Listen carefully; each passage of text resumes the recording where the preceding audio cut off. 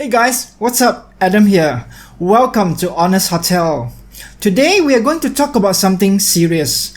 The current outbreak of the 2019 novel coronavirus. I spent some time myself doing some research through reputable sources and decided to make a video hoping that it will provide some useful and valuable information for everyone to stay safe and healthy. Do bear in mind that I am not a medical profession and all the information that I'm going to provide to you guys are based on the current research and finding during the period of the production of this video. The information may change according to future updates and development of the situation. So with that in mind, let's begin. There are actually many different types of coronaviruses out there. They got their name from the protein spikes that resembles a crown, which is corona in Latin. Some of the deadly coronaviruses that we have encountered over the decades include SARS 2003 and MERS 2012. Although they are from the same family, all of them are different strands of viruses. The novel coronavirus was first reported in 31st December 2019 with following cases associated with a seafood and live animal market. The disease has since been spread quite rapidly with 35,000 cases and 2% mortality rate as of 8 February 2020. The primary symptoms of the 2019 novel coronavirus includes fever, coughing, and shortness of breath. Some may also experience sore throat and muscle ache. It almost has the same symptom of a common cold with the exception of breathlessness.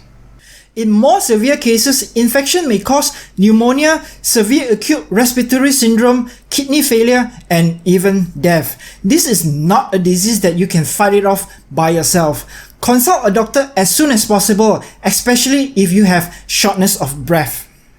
Let us now take a look at how the virus is transmitted. At present, the main known way the virus is spread is through respiratory droplets, which is liquid produced from a carrier's sneeze and cough. Most cases are now identified transmitted from person to person. There is no report that pets are being infected by the virus or transmitting it to humans.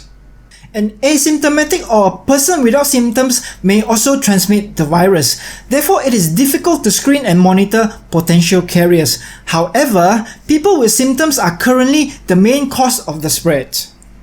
Another transmittable source is through contact of contaminated surfaces. It is not known yet how long the virus can survive on surfaces, but current information suggests that it may survive for a few hours. To help combat this epidemic and prevent this virus and many others from spreading, here are a few preventive recommendations I've compiled from various organizations. The most important measure that you can take is to wash your hand frequently, best with water and any types of alcohol-based sanitizer. Water and soap works too, and if none of them are available, water alone is sufficient to kill the virus. Make sure to dry your hand after, as the virus may still transmit if not. Dry and clean hands all the time. Secondly, do not touch your face under any circumstances without washing your hand first. The eyes, nose and mouth are usually the main entry point for the viruses. You may accidentally transfer the virus from your hand through touch. Sanitize common area with high traffic. You may wipe surfaces with detergent thoroughly and make sure to dry them before use. You can also air them under the sun as it will kill the virus. Maintain a social distance from others for at least 1 meter apart, even more so for those who are sneezing, coughing, and have a fever. The droplet secretion from this action may contaminate and infect you. And if you are sick, please do stay at home and quarantine yourself. Contact your local health department if you have been to China recently or has been in close contact with someone who have. Else, practice safe respiratory and hand hygiene and stay at home till you are fully recovered. Sneeze and cough into tissue and dispose them properly. Avoid direct contact with live animals and surfaces in contact with animals. Handle raw meat, milk, and animal organs with care to avoid cross-contamination.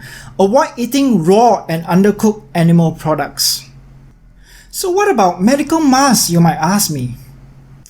WHO or the World Health Organization specifically state that the medical mask cannot protect the new coronavirus when used alone. When you are wearing it, you must combine it with good hand hygiene and other preventive measures.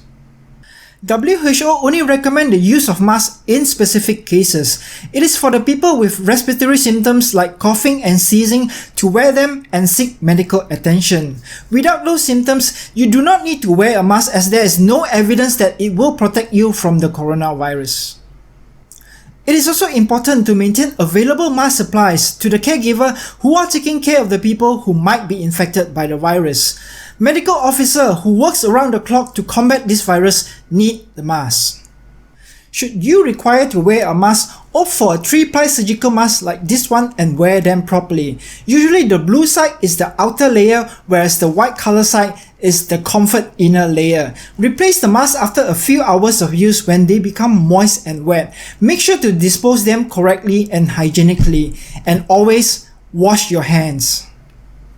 In the current situation of the 2019 novel coronavirus outbreak, experts suggest that the surgical mask is more appropriate to use than the N95 mask, which requires proper fitting and not suitable for long-hour usage.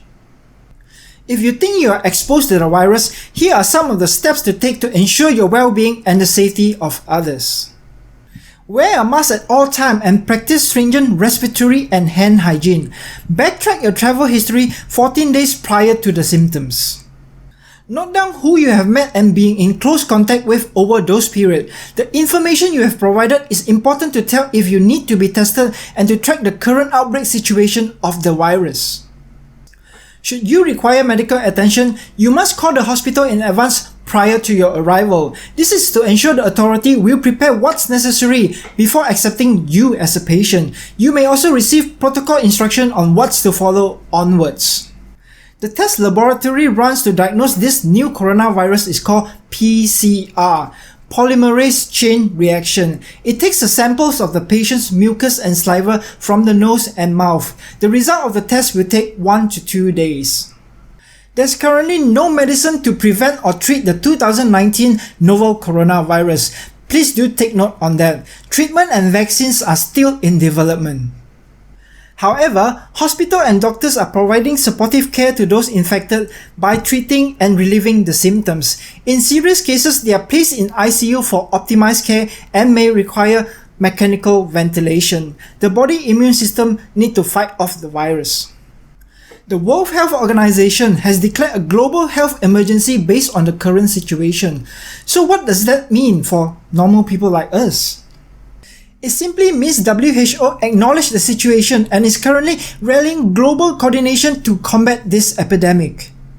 It allows the convene of an emergency committee of public health experts to monitor the outbreak and to provide recommendations to global communities to stop the spread of the virus and to speed up the development of vaccines.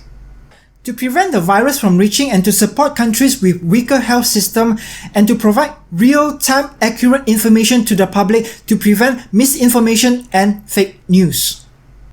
Alright guys, once again I would like to remind you that I am not a medical profession and all the information provided are from reputable sources, mainly from the WHO website.